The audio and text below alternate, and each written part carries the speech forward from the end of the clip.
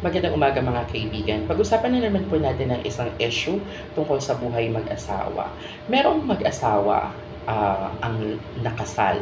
Ang lalaki ay pinamanahan ng kanyang mga magulang ng lupain at mga pera. Ang tanong, maaari bang pakialaman ni babae yung minanang lupa ni lalaki at yung iba pang mga kayamanan na iniwan sa kanya, o ito ay eksklusibong pag-aari lamang ni lalaki? Ayon po sa ating Family Code of the Philippines under Article 109, ito ay maituturing na eksklusibong pag-aari lamang ng anak na pinamanahan or ni lalaki. Kahit pakasal sila ni babae, kung ang minanang lupa o ang kayamanang minana ay ibinigay ng magulang pagkatapos ng kasal, ito po, at wala itong kasulatan na ito ay para sa kanilang dalawa or para sa kanilang pamilya, ito po ay nangangahulugang pag-aari lamang ng anak na pinamanahan or ni lalaki, kung kay lalaki lamang ito ipinamana ng kanyang mga magulang. Wala pong karapatan si babae o ang asawa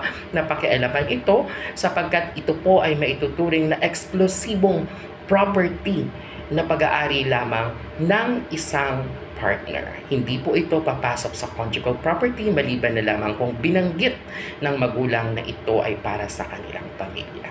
Maraming salamat.